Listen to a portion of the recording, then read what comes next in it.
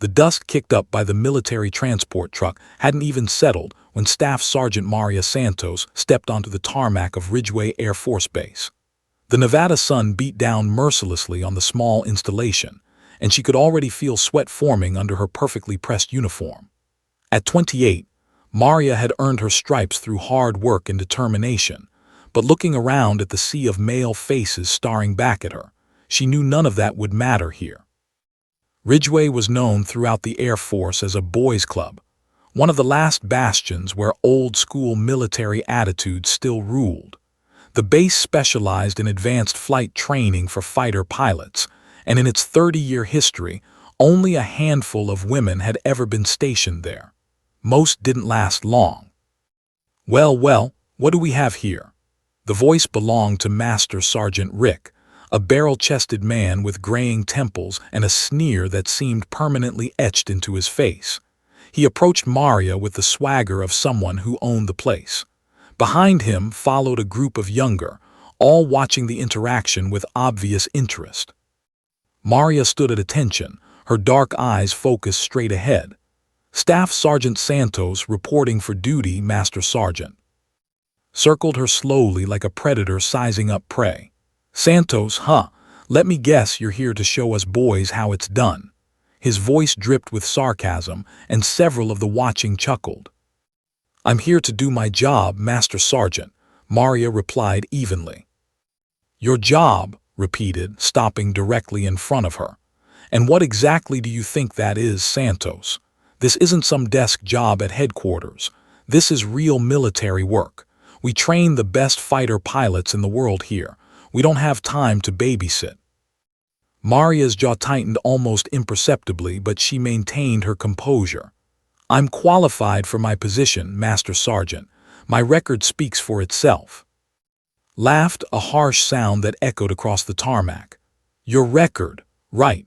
Well, Santos, around here we don't care much about paperwork and participation trophies. We care about results, and frankly, looking at you, I don't see much that impresses me." The insult hung in the air like the desert heat. Maria had faced discrimination before. It came with the territory of being a woman in the military. But there was something particularly vicious about his tone that set her on edge.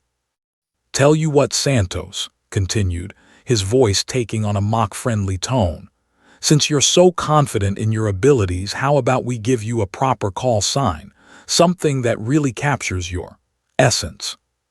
Call signs were a tradition in the Air Force, usually earned through some memorable incident or personal characteristic. They were meant to be badges of honor, nicknames that followed you throughout your career. But Maria could tell from the expression that whatever he had in mind wasn't going to be flattering. "From now on," announced loudly enough for everyone to hear, "your call sign is liability. Because that's what you are, a liability waiting to happen. Someone will have to clean up after when you inevitably screw up." The gathered erupted in laughter. Some shook their heads in disbelief at its boldness, but none spoke up in Maria's defense. She felt the familiar burn of humiliation in her chest, but forced her expression to remain neutral. "Understood, Master Sergeant," she said quietly. "Good, now Airman here will show you to your quarters. Try not to get lost." Turned away dismissively, already moving on to other business. As Maria followed the young airman toward the barracks, she could hear the continued laughter behind her. The weight of her duffel bag seemed heavier with each step, but it wasn't the physical burden that bothered her. It was the realization that she was walking into a war zone, and she was vastly outnumbered. A slight young man who couldn't have been more than 20 glanced back at her nervously. "Don't take it too personal, Sergeant," he said quietly. "Master Sergeant, he's tough on everyone." Maria appreciated the gesture, even if it wasn't entirely true. "I can handle tough," she replied. "I've been handling it my whole career." Her quarters turned out to be a small room in the oldest barracks on base, clearly not the VIP treatment. The walls were thin, the air conditioning barely worked, and the fluorescent light flickered ominously. But Maria had stayed in worse places. She set her bag down and began unpacking with mechanical precision. As she hung up her uniforms, Maria thought about the phone conversation she'd had with her mentor, Colonel Hayes, just before shipping out to Ridgeway. Hayes had warned her that this assignment wouldn't be easy. "They're sending you there for a reason, Maria," Hayes had said. "The base has had some issues with their maintenance operations. Equipment failures, safety violations, low morale. They need someone with your expertise to turn things around." "And they think a woman can fix what the men couldn't?" Maria had asked. "They think the right person can fix it. The fact that you're a woman is just going to make some people uncomfortable. Use that to your advantage." Now, sitting on the narrow bunk in her assigned quarters, Maria wondered if Colonel Hayes had any idea just how uncomfortable some people were going to be. The call sign, liability, echoed in her mind, and she felt a familiar fire building in her chest, the same determination that had gotten her through basic training, through technical school, through every obstacle that had been placed in her path. She pulled out a small framed photo from her bag, her parents on the day she'd graduated from technical school. Her father, a retired Marine, had tears in his eyes. Her mother, a school teacher, beamed with pride. They had sacrificed everything to give Maria opportunities they'd never had, and she wasn't about to let some small-minded bullies dishonor that sacrifice. A knock at her door interrupted her thoughts. She opened it to find a woman in her early 30s wearing captain's bars. The officer had short auburn hair and kind eyes, but there was something weary in her expression. "Staff Sergeant Santos, I'm Captain Jennifer, base psychologist. I wanted to welcome you to Ridgeway." Maria stepped back to let her in. "Thank you, Captain, I appreciate that." Looked around the sparse room and frowned. "These are your quarters. This building should have been condemned years ago." She turned back to Maria with a sympathetic expression. "I heard about your reception today, about the call sign." "Word travels fast," Maria observed. "It does when Master Sergeant makes a public spectacle of it. Look, I want you to know that not everyone here shares his attitude. There are good people on this base who believe in treating everyone with respect. But they don't speak up much, do they?" The words came out more bitter than Maria had intended. His expression grew sad. "No, they don't, and I'm as guilty as anyone. I should have said something today, but—" She trailed off, then seemed to gather herself. "What I'm trying to say is, if you need someone to talk to, someone who understands what it's like to be a woman in a hostile environment, my door is always open." After left, Maria sat alone in the gathering darkness. Through the thin walls, she could hear laughter and conversation from the other rooms, the easy camaraderie of soldiers who belonged. She thought about the call sign had given her, meant to mark her as weak, as unworthy, as a burden to be carried by better soldiers. But as she sat there in the flickering light, Maria made a silent promise to herself. She would take that insulting name and make it mean something else entirely. She would prove that the only liability at Ridgeway Air Force Base was the kind of thinking that judged people before they had a chance to show their worth.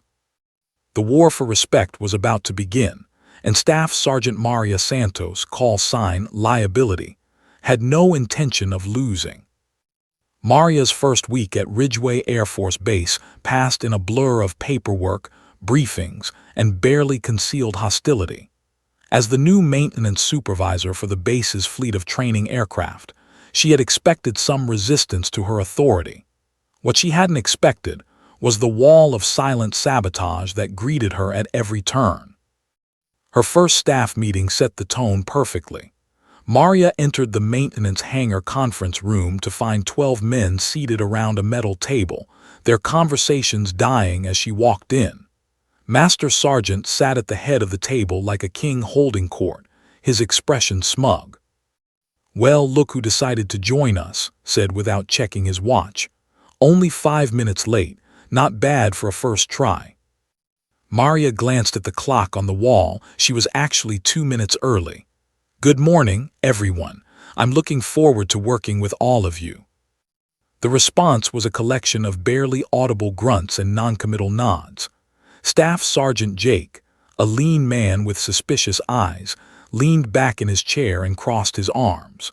"So, liability, what's your plan for fixing everything that's supposedly wrong with our operation?" The use of her insulting call sign drew snickers from around the table. Maria felt the familiar burn of anger but kept her voice level. "First, I'd like to review our current maintenance schedules and safety protocols. Then I want to examine our equipment failure rates and identify patterns." "Patterns," repeated Technical Sergeant Dave, making the word sound like a joke. "We've got a pattern, all right. Planes break, we fix them. Pretty simple." "It's not that simple if we're experiencing preventable failures," Maria replied. "I've reviewed the incident reports from the past 6 months. We've had 14 emergency landings due to mechanical issues, 3 of which could have been fatal." The room grew quiet. The expression darkened. "Those reports contain classified information, Sergeant. How exactly did you get access to them?" "Colonel provided them to me as part of my briefing materials. I am the maintenance supervisor after all." His jaw tightened. Maria had outmaneuvered him and everyone in the room knew it. "Well, since you've done your homework, why don't you tell us what you think is wrong?" Maria stood and moved to the whiteboard at the front of the room. As she began writing, she could feel the eyes of every man in the room boring into her back. "Based on the data, I see 3 major issues. First, our preventive maintenance schedule is inconsistent. Some aircraft are being serviced too frequently, others not enough. Second, we're using outdated diagnostic procedures that miss early warning signs. Third, and most importantly, there's a communication breakdown between shifts." She turned back to face the room. "The night shift reports problems that the day shift either doesn't see or chooses to ignore.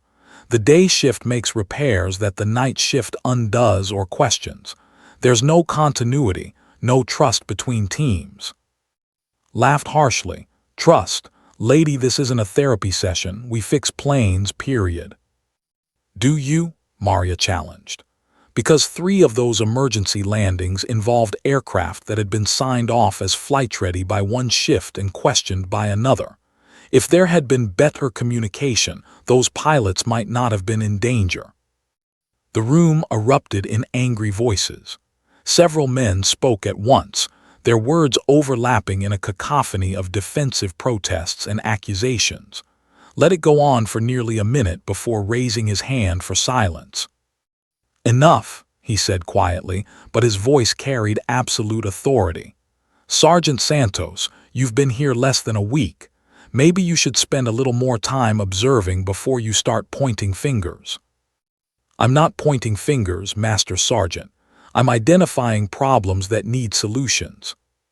"Problems," repeated, standing slowly. "You know what I think the problem is? Liability. I think the problem is someone who's more concerned with making waves than doing actual work. Someone who's looking to make a name for herself by tearing down good soldiers who've been keeping planes in the air for years." Maria felt the weight of every stare in the room. This was the moment that would define her entire tour at Ridgeway. She could back down, apologize, and try to fit in, or she could stand her ground and accept the consequences. "With respect, Master Sergeant, I'm not trying to tear anyone down. I'm trying to build something better. These men are skilled technicians, but they're working in a broken system. Give me 30 days to implement some changes, and I'll show you results." Smiled, but there was no warmth in it. 30 days, that's ambitious. Tell you what, liability, you've got your 30 days. But when you fail, and you will fail, I want your promise that you'll request a transfer. This base doesn't need people who can't handle the job. The challenge hung in the air like a gauntlet thrown down. Maria knew she was being set up, knew that, and his allies would do everything they could to ensure her failure. But she also knew that backing down now would mean accepting defeat before the battle had even begun. "You have my word, Master Sergeant, 30 days. The meeting broke up with an undercurrent of excitement. The men filing out of the room had the look of spectators anticipating a gladiator match. Maria remained behind, gathering her notes and trying to process what she just committed herself to. That was either very brave or very stupid, a voice said behind her. Maria turned to see Senior Airman Lisa Park, one of only 3 women assigned to the maintenance crew. Park was in her mid-20s, with intelligent eyes and oil-stained hands that marked her as someone who actually worked on the planes. "Probably both," Maria admitted. "What do you think can it be done?" Park glanced toward the door, then moved closer and lowered her voice. "Honestly, the system is broken, just like you said, but fixing it isn't the hard part. The hard part is getting people to want it fixed. And right now, most of these guys would rather see you fail than see things improve." "Most of them, but not all." Park hesitated, then nodded slightly. "There are a few who might listen. Talks tough, but he's actually a good mechanic when he's not trying to impress. Airman from your first day, he's young but eager to learn. And Technical Sergeant Williams keeps to himself, but he's fair." It wasn't much, but it was something. Maria spent the rest of the morning walking through the maintenance bays, observing procedures and talking to individual crew members. The conversations were stilted and formal, but she began to see what Park had meant. Beneath the hostility and suspicion, there were professionals who genuinely cared about their work. The real test came that afternoon when an F-16 training aircraft developed engine trouble during a routine flight. The pilot managed to land safely, but the plane limped into the hangar trailing smoke and making ominous grinding noises. Maria arrived at the aircraft just as was beginning his initial assessment. A crowd of mechanics and trainees had gathered around, and she could see watching from across the hangar. "What's the situation?" she asked. He looked up from the engine compartment, his expression guarded. "Engines throwing metal. Probably need a complete teardown and rebuild." Maria nodded and moved closer to examine the engine herself. What she saw made her stomach drop. The damage was extensive, but it followed a pattern she'd seen before, the kind of catastrophic failure that happened when routine maintenance was skipped or done incorrectly. "When was the last scheduled engine inspection?" she asked. Checked his clipboard. 2 weeks ago. Williams signed off on it. "Can you get Williams over here?" Technical Sergeant Williams was a quiet man in his 40s with graying hair and steady hands. When Maria asked about the inspection, his expression grew troubled. "I remember this bird," he said slowly. "There was something off about the engine mounts, but I couldn't put my finger on it. I recommended a more detailed inspection, but—" He trailed off, glancing nervously at. "But what?" Maria pressed. But Master Sergeant said we didn't have time for unnecessary delays. Said to sign it off if it met minimum standards. The pieces fell into place in Maria's mind. This wasn't just poor maintenance. This was a command climate that prioritized speed over safety, that discouraged careful work in favor of quick turnarounds. "Williams, I want you to document everything you find during the teardown. Every worn part, every questionable component, everything. Can you do that?" Williams nodded, looking relieved to finally have someone who wanted him to do his job properly. As the crowd dispersed, Maria found herself alone with the damaged aircraft.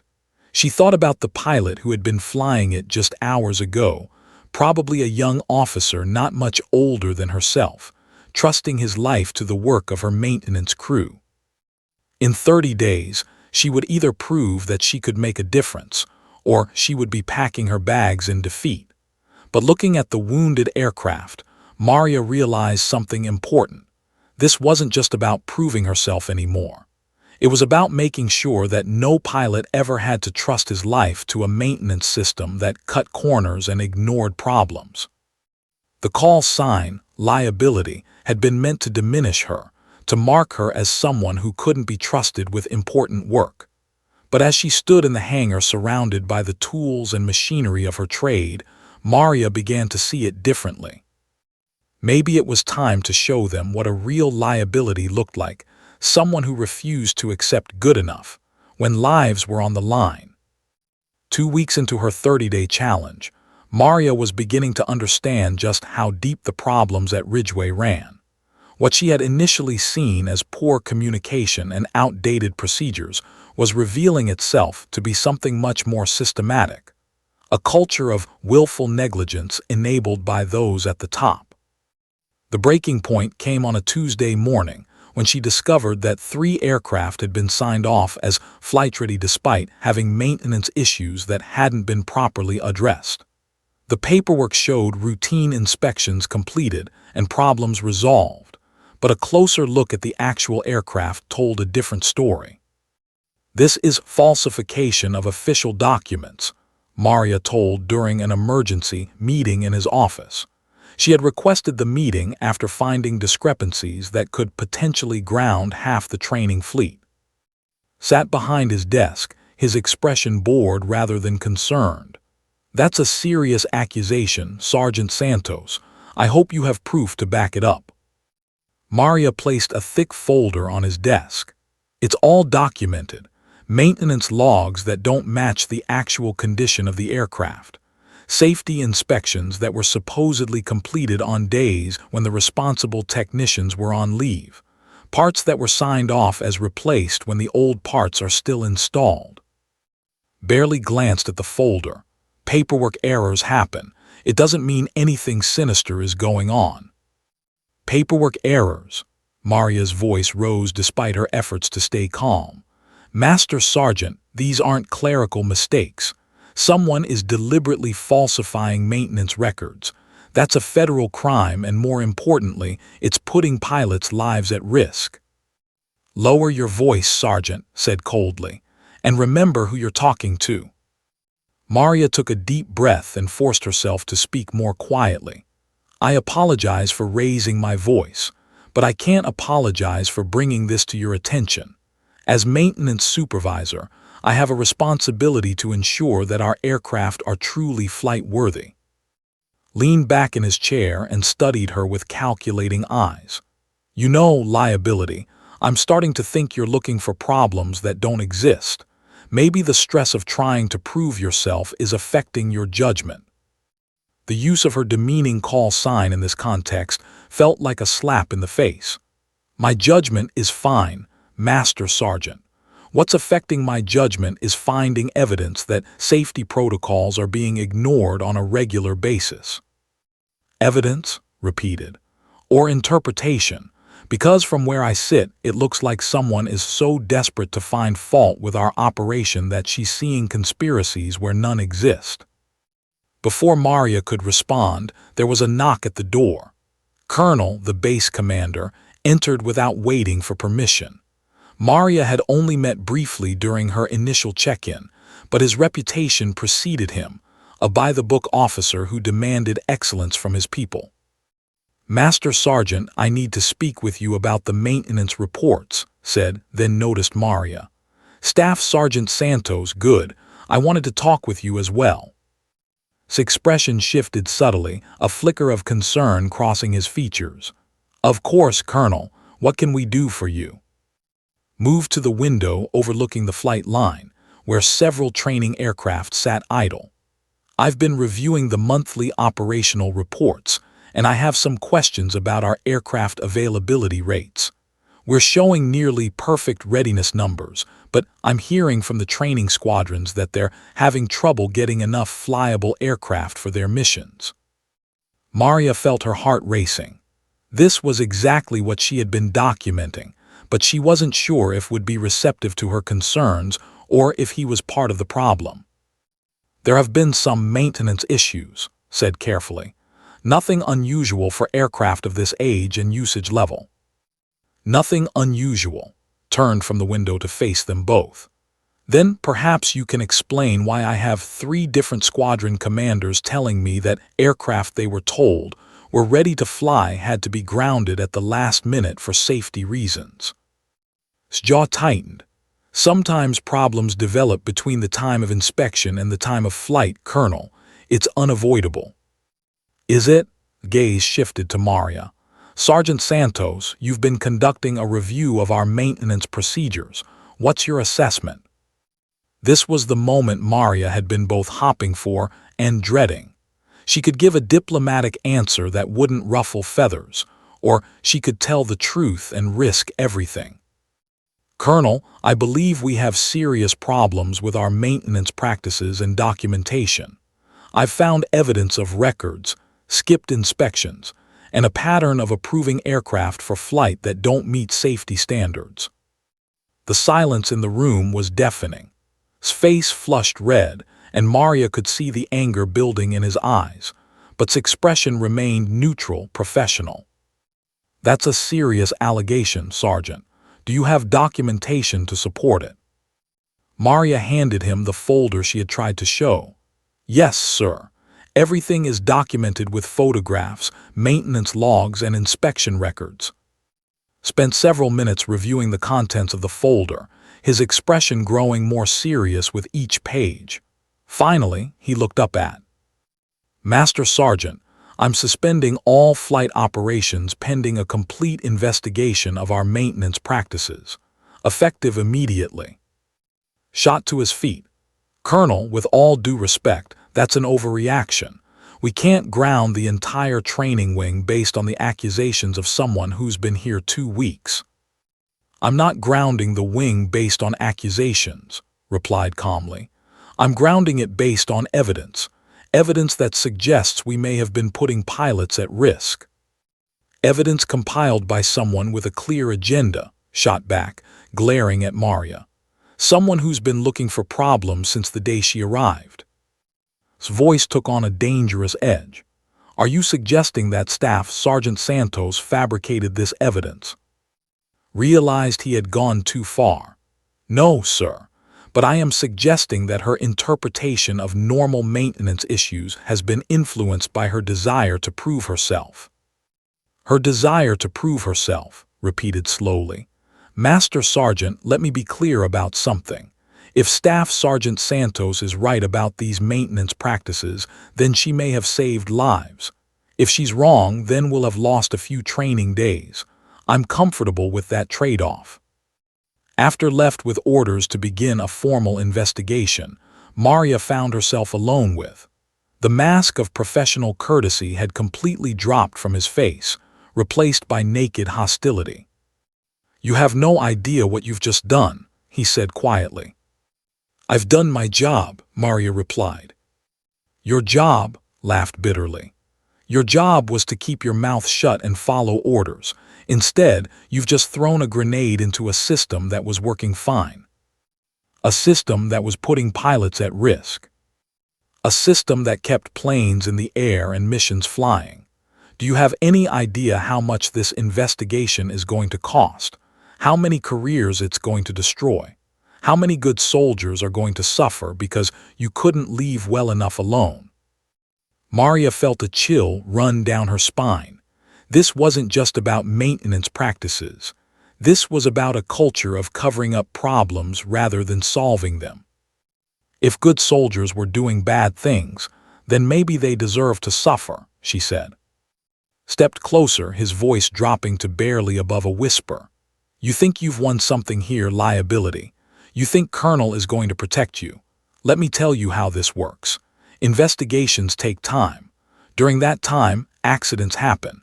People make mistakes, and when the dust settles, the only thing anyone will remember is that the person who started all this trouble was a troublemaker who couldn't handle the job.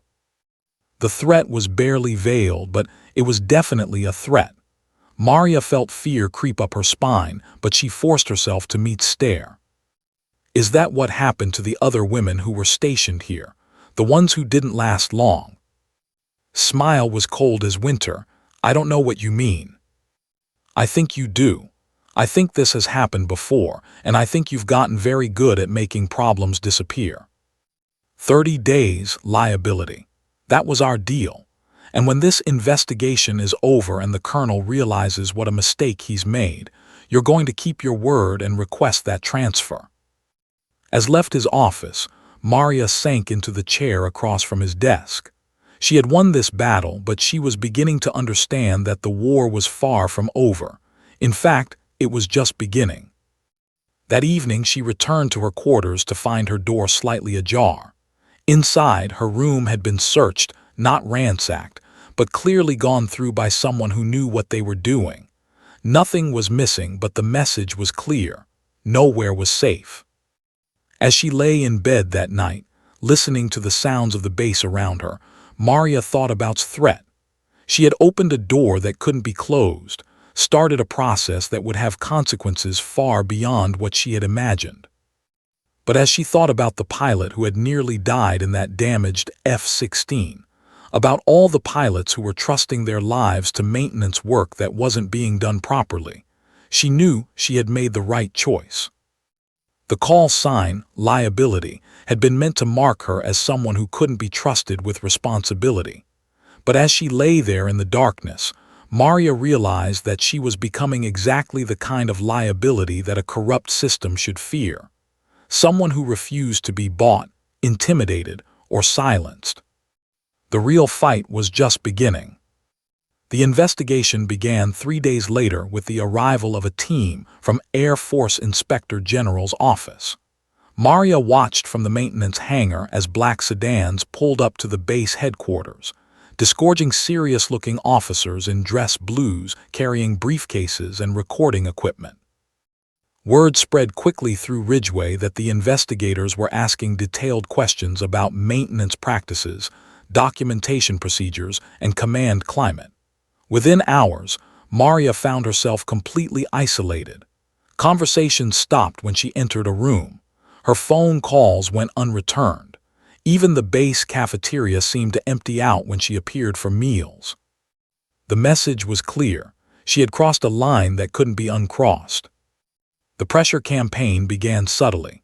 Small things at first, her work orders would go missing, requiring her to recreate hours of documentation. Tools would disappear from her toolbox, only to reappear in other mechanics' kits. Her computer access would mysteriously fail at crucial moments, forcing her to use manual systems that took twice as long.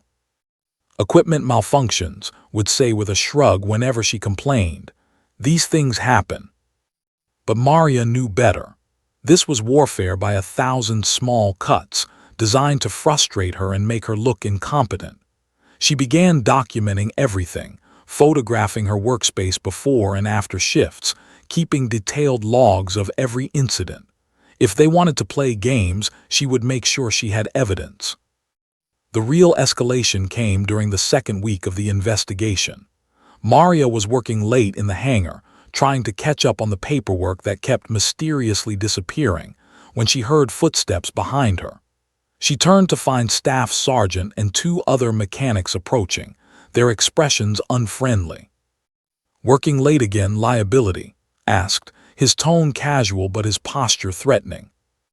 "Just finishing up some reports," Maria replied, not moving from her desk but subtly positioning herself so she could see all 3 men. "Reports," repeated one of the other mechanics, a burly man named. "Always writing reports, aren't you? Maybe you should spend less time writing and more time actually working." "I do my job," Maria said evenly. "Do you?" Stepped closer. "Because from where we sit it looks like your job is causing trouble for good soldiers, making accusations, ruining careers." "I didn't make accusations. I reported safety violations." "Safety violations," laughed harshly. "Lady, we've been keeping planes in the air since before you knew what a wrench was. Don't lecture us about safety." Maria felt the familiar burn of anger but forced herself to remain calm. "I'm not lecturing anyone.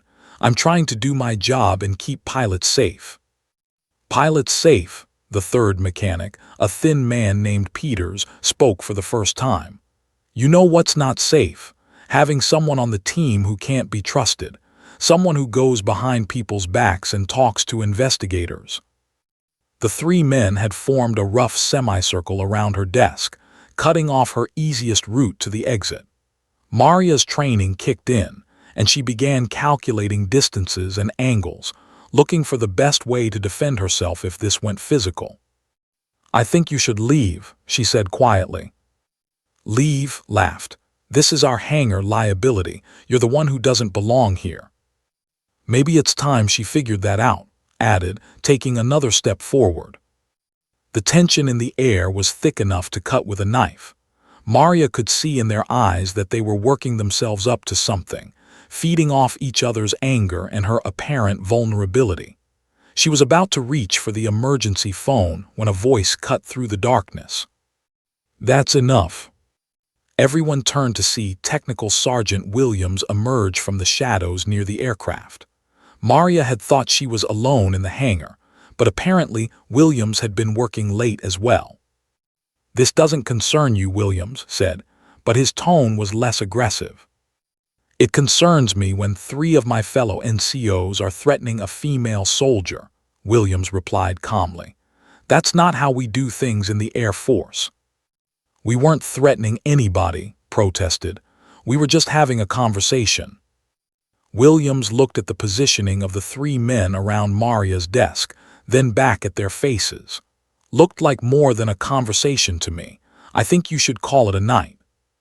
For a moment, Maria thought might escalate the situation further. But Williams, despite being outnumbered, carried himself with the quiet authority of someone who had been in the military for 20 years. After a tense pause, nodded to his companions.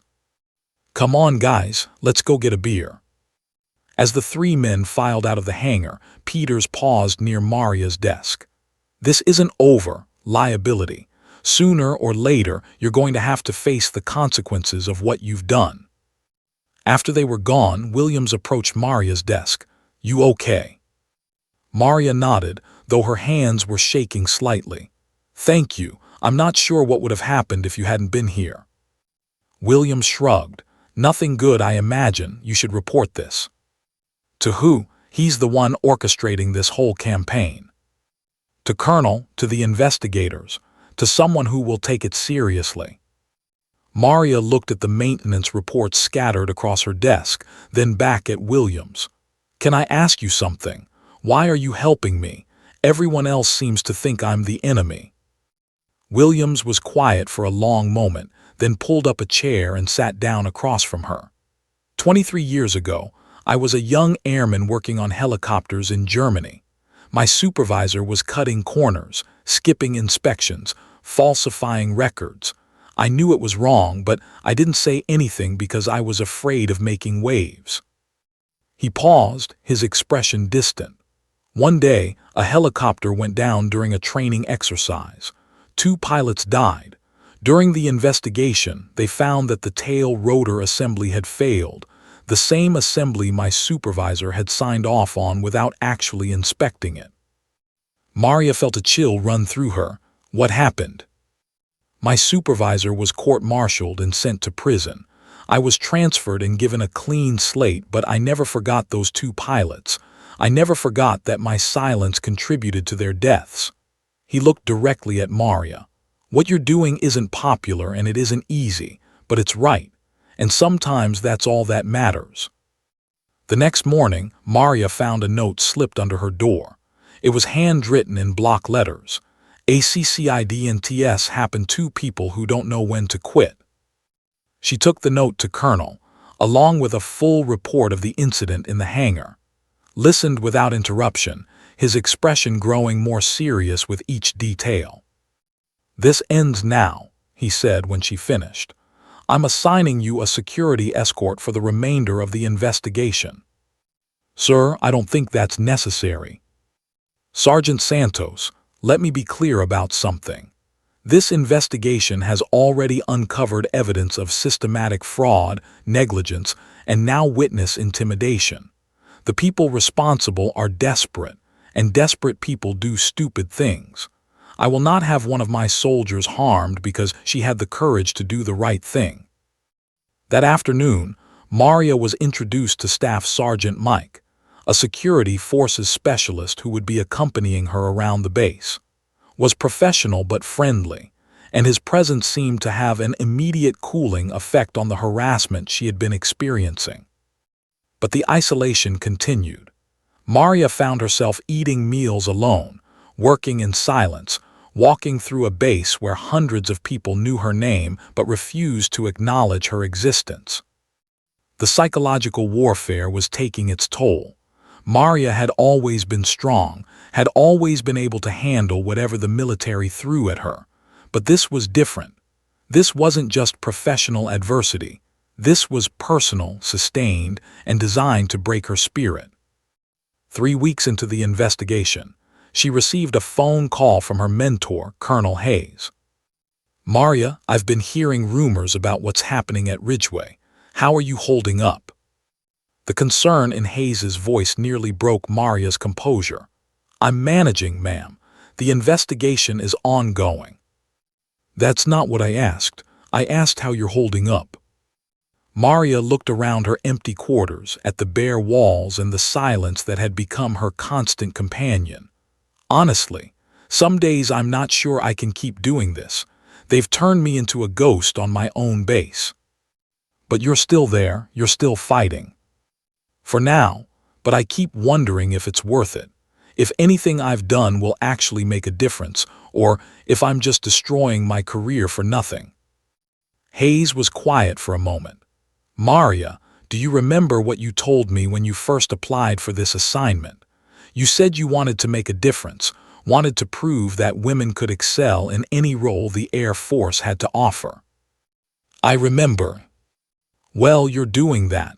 Not in the way you expected, maybe, but you're showing that a woman can have the courage to stand up to corruption, even when it costs her everything. That's not nothing, Maria. That's everything." After the call ended, Maria sat in her chair and let herself cry for the first time since arriving at Ridgeway. Not from weakness or self-pity, but from the simple relief of remembering that somewhere in the world, there were people who believed in what she was doing.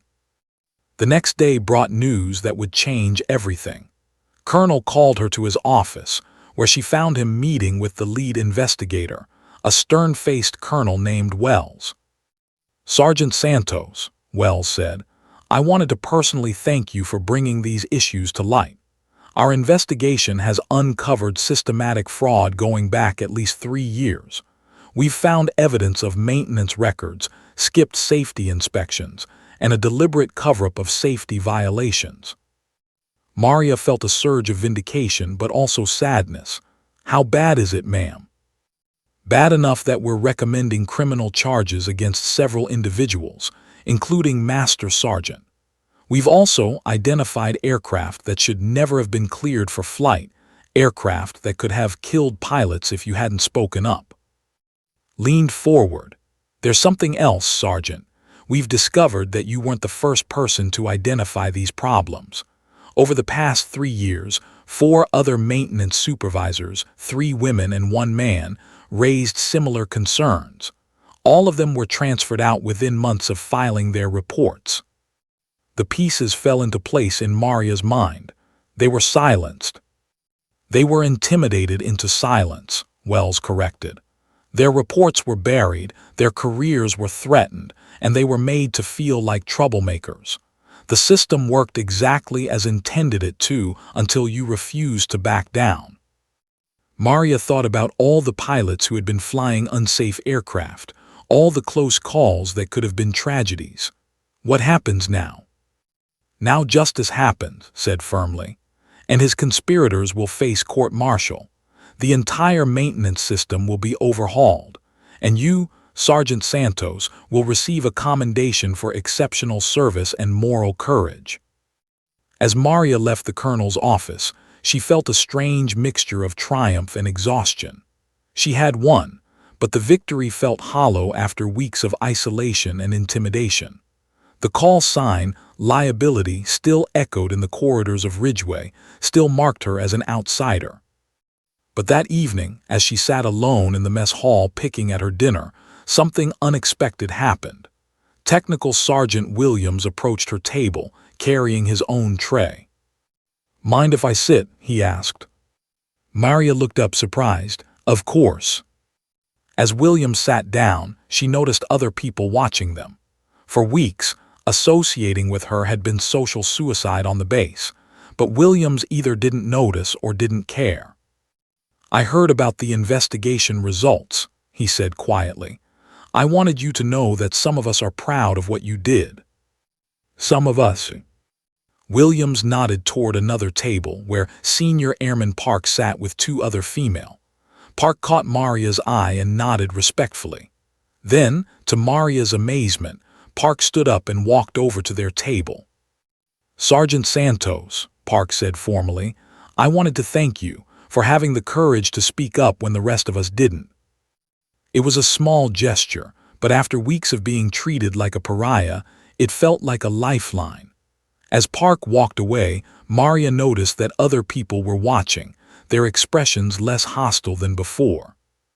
The tide was beginning to turn, but Maria knew the real test was still to come. And his allies hadn't been arrested yet, and desperate people were capable of desperate acts. The investigation might be winding down, but her personal war was far from over. That night, as she lay in her narrow bunk listening to the sounds of the base around her, Maria thought about the call sign that had been meant to destroy her. Liability, a burden, a risk, someone who couldn't be trusted with important work. But she was beginning to see it differently now. Maybe being a liability to a corrupt system was exactly what the system needed.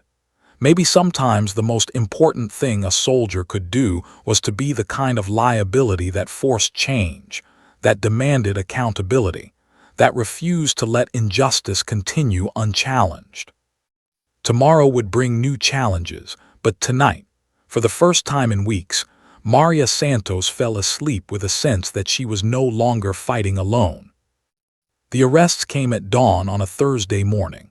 Maria was awakened by the sound of vehicles outside her barracks, military police cars, an Air Force Office of Special Investigations sedans pulling up with their lights flashing. Through her window, she watched as Master Sergeant was led away in handcuffs, his face a mask of rage and humiliation.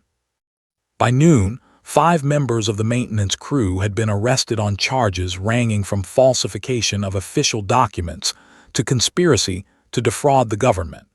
The base was buzzing with rumors and speculation, but the facts were simple enough. A 3-year conspiracy to cover up maintenance failures had been exposed, and the people responsible were going to face justice. Maria should have felt vindicated. Instead, she felt hollow. The arrests were just the beginning of a process that would take months to complete, and she still had to live and work on a base where half the people saw her as a hero and the other half saw her as a traitor. The division became apparent immediately.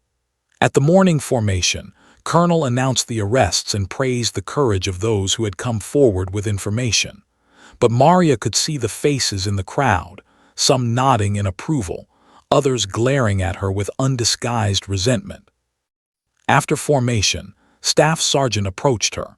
He had managed to avoid arrest, apparently having been more of a follower than a leader in the conspiracy, but his career was effectively over. "I hope you're happy," he said quietly. "You got what you wanted." "This isn't what I wanted," Maria replied. "I wanted a maintenance system that worked properly. I wanted pilots to be safe." "You wanted to prove something. You wanted to show everyone how smart you are, how much better you are than the rest of us." His voice was bitter. "Well, congratulations. You've destroyed lives, ruined careers, and torn this base apart. I hope it was worth it." Before Maria could respond, walked away, leaving her standing alone in the parking lot. She knew he was wrong, knew that she had done the right thing, but his words still stung. The truth was that she had proven something, but at a cost she hadn't fully anticipated. The weeks that followed were a blur of depositions, interviews, and testimony. Maria found herself spending hours with lawyers and investigators, going over every detail of what she had discovered and how she had discovered it. The case against and his co-conspirators was strong, but building it required her to relive every moment of the past 2 months. Meanwhile, life on the base slowly began to normalize. A new maintenance supervisor was brought in from another installation, a master sergeant named who had a reputation for running clean, efficient operations. New procedures were implemented, New oversight systems were put in place, and the culture of cutting corners and covering up problems began to change. But the personal cost to Maria was becoming clear. She had done the right thing, but doing the right thing had made her a pariah to a significant portion of the base population.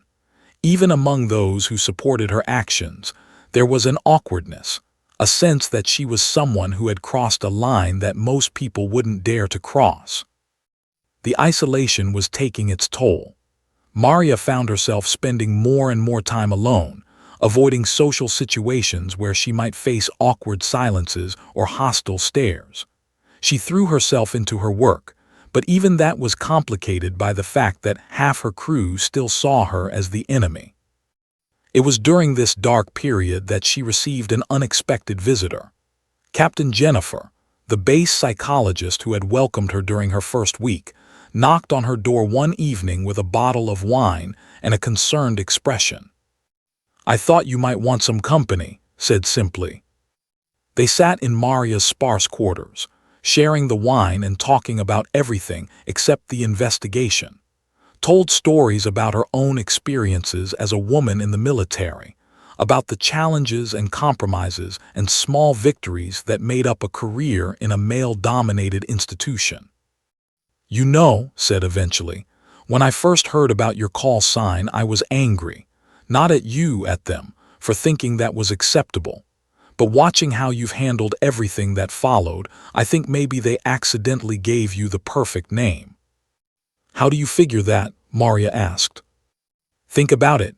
To them, liability meant someone who couldn't be trusted, someone who would cause problems. But what's a liability to a corrupt system? Someone who tells the truth, someone who refuses to go along with the program, someone who puts principles before politics." Leaned forward, her expression serious. "Maria, you've become exactly the kind of liability that every organization needs. Someone who will risk everything to do what's right, even when it's hard, even when it costs them personally." "It has cost me," Maria admitted. "My career, my relationships with my peers, my sense of belonging anywhere." "Has it? Your career is actually stronger than ever. Colonel has put you in for a Bronze Star, and I've heard rumors about a promotion. As for your relationships with your peers, maybe you need better peers." The conversation continued late into the night, and for the first time in months, Maria felt like she wasn't completely alone. Became a regular visitor, and slowly, other people began to join them. Technical Sergeant Williams, Senior Airman Park, and a few others who had found the courage to speak up during the investigation. It wasn't a large group, but it was a start. And as the weeks passed, Maria began to realize that she was building something she had never had before, relationships based on mutual respect and shared values, rather than just shared duties. The court-martial proceedings began 6 months after the arrests. Maria, for 3 days, laying out in detail everything she had discovered and everything she had endured.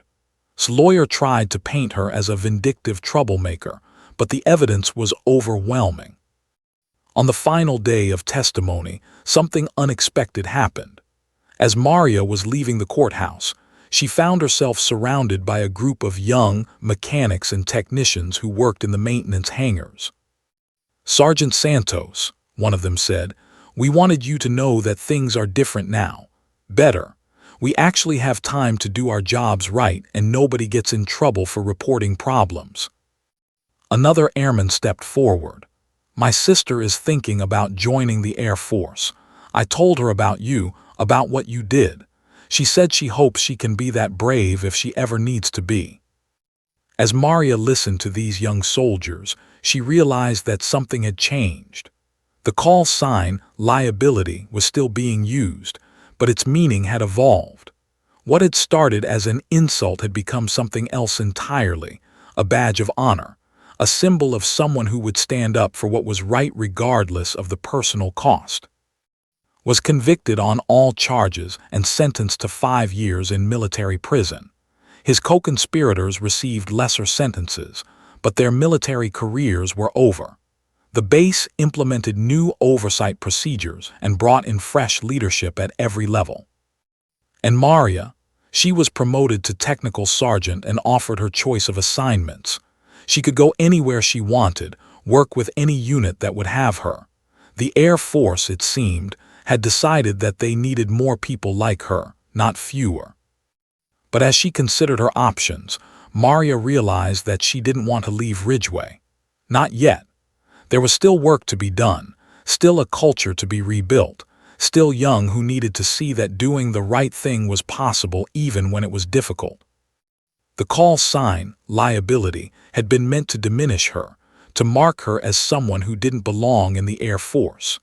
Instead, it had become her badge of honor, a reminder that sometimes the most valuable thing a soldier can be is a liability to the wrong kind of system. And Maria Santos was proud to carry that name. 1 year after the arrests that shook Ridgeway Air Force Base, Maria stood before a formation of new recruits fresh from technical school.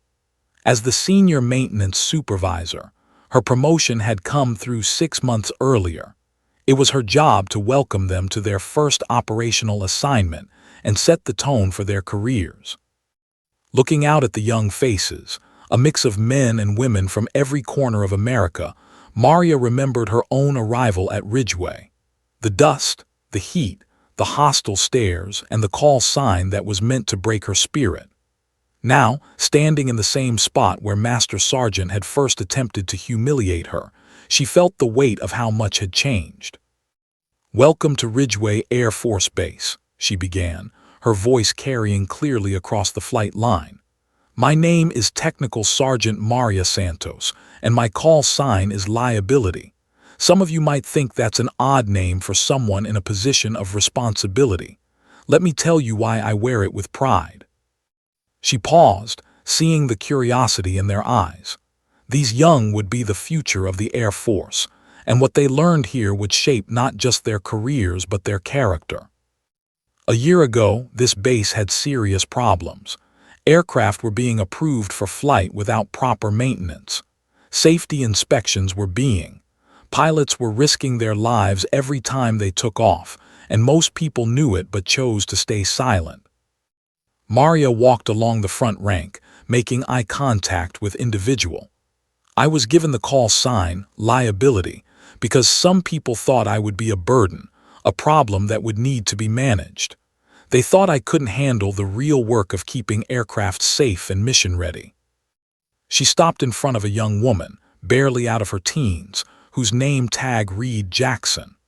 "They were wrong about what kind of liability I would be, but they were right that I would be a liability to a system that valued silence over safety, loyalty over integrity, and getting along over doing what's right." Technical Sergeant Williams, now her deputy, stood at the edge of the formation. He caught her eye and nodded slightly.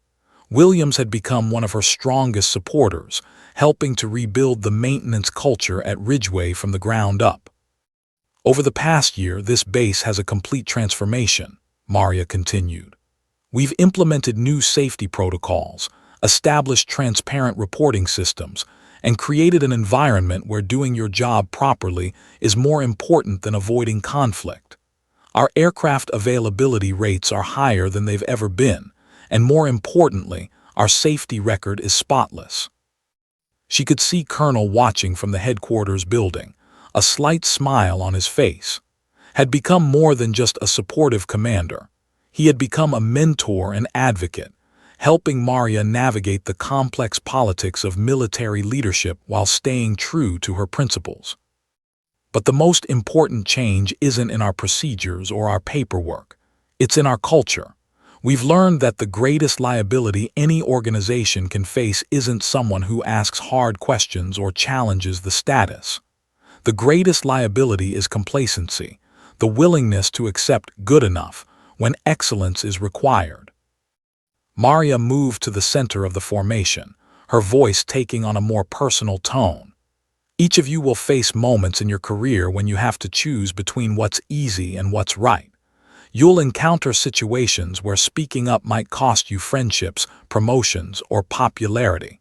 In those moments, I want you to remember that your integrity is worth more than any of those things." A hand went up in the back of the formation. Maria nodded to the young airman, a Hispanic man whose eager expression reminded her of herself at that age. "Sergeant Santos, what if nobody listens? What if the people in charge don't want to hear what you have to say?" It was the question Maria had been hoping someone would ask. Then you find someone who will listen. You document everything, you follow proper channels, and you never give up. The military has systems in place to protect people who report wrongdoing, but those systems only work if people have the courage to use them. She looked around the formation, seeing the mix of determination and uncertainty that came with being young and idealistic in a complex world. "I won't lie to you, doing the right thing isn't always rewarded immediately. Sometimes it costs you, personally and professionally. But I can tell you from experience that you'll be able to live with yourself, and that's something no promotion or medal can give you." After the formation was dismissed, Maria walked through the maintenance hangar that had once been a hostile environment. Now it buzzed with professional activity, young working alongside experienced technicians in an atmosphere of mutual respect and shared purpose. Senior Airman Park, now a staff sergeant herself, approached with a clipboard full of inspection reports. "Ma'am, I wanted you to see the results from yesterday's safety audit. Clean across the board." Maria reviewed the reports, feeling a deep sense of satisfaction. Not because they proved she had been right, but because they represented something more important, a workplace where people could do their jobs properly without fear of retaliation or pressure to cut corners. "Good work, Sergeant Park. How are the new fitting in?" "Really well. Having clear standards and expectations makes all the difference. Nobody has to guess what's expected of them or worry about getting different answers from different supervisors." As Park walked away, Maria reflected on how much both of them had changed over the past year. Park had found her voice and developed into a confident leader. Maria had learned that being right wasn't enough. You also had to be willing to fight for what was right, even when the cost was higher than you expected. That evening, Maria sat in her quarters. She had moved to better housing 6 months earlier, but she kept the original room as a reminder of where she had started. On her desk was a letter that had arrived that morning, one of dozens she had received from at other bases who had heard her story. "Dear Sergeant Santos," it read, "my name is Airman Jennifer Murphy, and I'm stationed at Dover Air Force Base. I heard about what happened at Ridgeway through a friend, and I wanted you to know that your example gave me the courage to report safety violations in my own unit. It wasn't easy, and I faced some of the same challenges you did, but the investigation is ongoing and changes are being made. Thank you for showing me that one person can make a difference." Maria had received similar letters from across the military, men and women who had found the courage to speak up about problems in their own units, who had refused to accept that this is just how things are done. The call sign, liability, had become something of a legend in maintenance circles, a symbol of professional integrity and moral courage. There was a knock at her door. Maria opened it to find Colonel standing in the hallway, but he wasn't alone. With him was a woman Maria didn't recognize, wearing the eagles of a full colonel. "Sergeant Santos said, I'd like you to meet Colonel Hayes." Maria's heart jumped. Colonel Hayes was her mentor, the officer who had guided her career and encouraged her to take the assignment at Ridgeway in the first place. They had spoken by phone many times over the past year, but this was their first face-to-face meeting since the investigation began. "Ma'am," Maria said, coming to attention. Hayes smiled and extended her hand. "At ease, Maria. I wanted to come see for myself what you've accomplished here." They spent the next hour touring the maintenance facilities, with Maria explaining the changes that had been implemented and the results they had achieved. Hayes asked detailed questions and took careful notes, clearly impressed by what she saw. "Maria," Hayes said as they concluded the tour, "I have a proposition for you. I'm being assigned to the Pentagon to work on Air Force-wide maintenance standards and safety protocols. I need someone with your experience and credibility to help develop training programs that can be implemented across the entire service. It was the opportunity of a lifetime, a chance to have impact far beyond a single base, to help shape policy for the entire Air Force. But Maria hesitated. "Ma'am, that's an incredible opportunity, and I'm honored that you would consider me. But I'm not sure I'm ready to leave Ridgeway yet. There's still work to be done here." Hayes smiled. "That's exactly why I need you. Someone who understands that leadership isn't about moving up the ladder as quickly as possible. It's about making sure the mission gets done right, wherever you are." "What about my call sign?" Maria asked. "Will liability play well in Washington?" Both Hayes and laughed. "Maria," Hayes said, "your call sign has become legendary throughout the Air Force. There are maintenance supervisors at bases around the world who would be proud to be called that kind of liability." That night, as Maria considered her options, she walked out to the flight line where it had all begun. The same aircraft she had once found with maintenance records now sat ready for the next day's training missions, their engines properly maintained, and their safety systems. She thought about the call sign that had been meant to destroy her reputation and end her career. Liability, a burden, a risk, someone who couldn't be trusted. But standing there under the Nevada stars, surrounded by aircraft that flew safely because she had refused to accept a broken system, Maria realized that sometimes being the right kind of liability was the most important job a soldier could have. Her phone buzzed with a text message from one of the new, "Sergeant Santos, thank you for today's speech. I want you to know that when I face my first big decision, I'm going to ask myself what kind of liability I want to be." Maria smiled and typed back, "Be the kind that makes things better, not easier." As she walked back toward the barracks, Maria made her decision. She would accept Colonel Hayes' offer and take her message to the Pentagon. The call sign, liability, would follow her there, but it would no longer be an insult or a burden. It would be a promise that wherever she went, whatever position she held, she would be the kind of liability that corrupt systems should fear and honest organizations should celebrate. She would be someone who refused to accept that this is just how things are done.